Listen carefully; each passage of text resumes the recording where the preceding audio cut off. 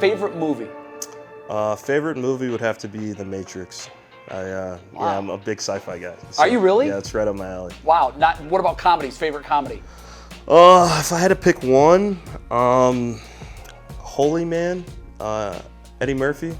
It's a throwback. I don't think a lot of people watched it, but he like played like a spiritual guru, and it was hilarious, but like also insightful. I have to check it out. It's a good flick. All right, very good. Should be free by now, so it should be too expensive for you to watch. What was your favorite subject in school? I really liked science. Really? Yeah. What'd you like about it?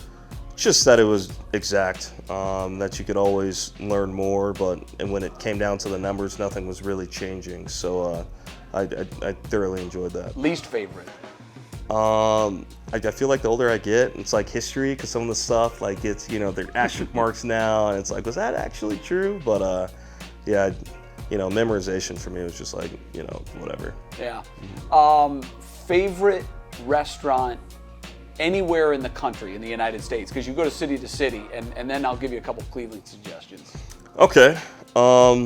If I had to pick one, it was a spot that my parents would take me in high school after I had a good game. It's a place called Houston's. It's owned by like the Hillstone Company, so there's like Houston's or Hillstones. There's one here in Arizona. There's a couple in LA. They're sprinkled across Dallas. It's kind of like a chain, but it's just like solid American food. That was the special occasion restaurant? Oh yeah, I felt like a big league spread. You probably don't have a place in Cleveland yet. I do. You do? Yeah, I've been to Cleveland a few times. The Marble Room. Oh, yeah, I you're love that a man spot. of great taste. Yeah. So I've been there a couple of times. My wife and I love that. But aside from that, I'll take your suggestions. Go to Ohio City, check out Town Hall. Town Hall. Cool vibe, really good food. Cool. Great people, good atmosphere, and it's probably 2 miles from the stadium? Yeah. Okay. It's very close to the stadium. All the guys know about it. Some have already said that's their favorite place. Cool. So, yeah, cool. It's across the Guardians Bridge. Got you. So, do you know anything about the Guardians? Like why they're the Guardians? How that came to be? Not really. It was a vote. Is that how it worked? You tell me. Yeah, we still don't know. It was Okay. the team just sort of pulled it out of thin air. They talked about maybe having a vote, and some of the names, like Cleveland Spiders, were big because there used to be a Cleveland Spiders. Okay. But you'll find that there's a bridge right next to the stadium, coming out of the stadium, and there's these Guardians statues on the sides of the bridge, and they're basically looking over they're the gods of transportation, I think. Okay, cool. So, I don't know. You'll probably be asked a million times, why are you guys the Guardians? What does that mean?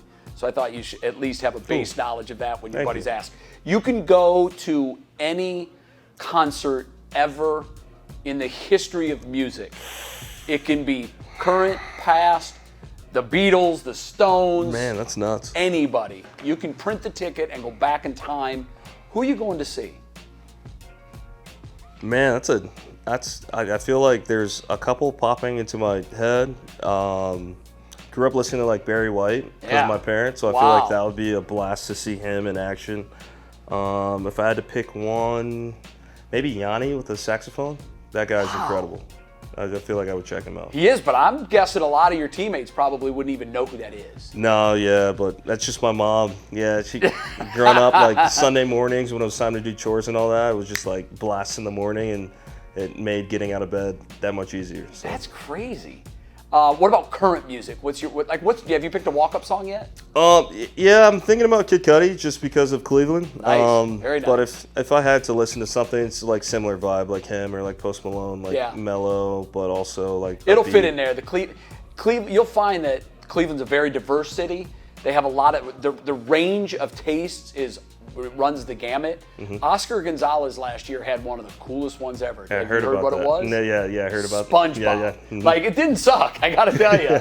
And it really, the more you watched him play, the more it's like, yeah, I can see that. Yeah. He is kind of a SpongeBob guy. That's awesome. He has fun when he's out there playing. What about your dream? Do you golf? No. If you did, say you go bowling, you can pick 4 people. Whatever you wanted to do, spend a day with 4 people. Who you picking? You could be dead or alive. Probably go like Barry Bonds, Ken Griffey, Michael Jordan, Kobe Bryant, Maybe back in the day. Let's think of somebody else. Number 5. Maybe Drake. Wow. I think it'd be cool to meet him. That's a pretty interesting. It might be a terrible round of golf, but. Have you ever met Bonds? No, I haven't even seen him. But in person? No. Yeah. If you met him, what would you ask him? How do I hit 40? I'm not even at 40 yet. Like, we'll get to 70 another time. But I work with a guy on the Ultimate Cleveland Sports Show, Bull, who loved your signing. We all loved it. He really loved your signing. He believes that you've got another level that you haven't even hit yet. He thinks that you're going to go to a place, particularly in this lineup, that you haven't hit yet. What do you say to that?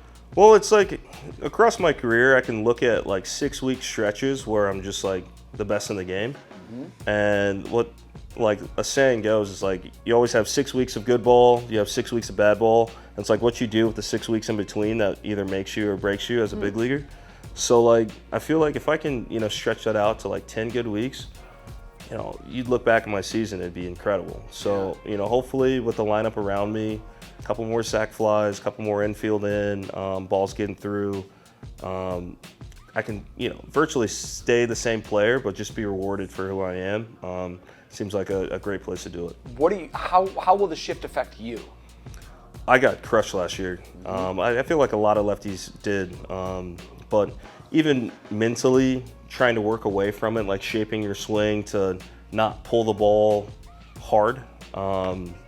That's not what you want from like a corner infield guy. You want them to pull the ball with authority. So I think that this year I'm going to be rewarded for it. So I'm not going to stray away from it. And we'll see what happens. Very good. Thanks, cool. man. Yep.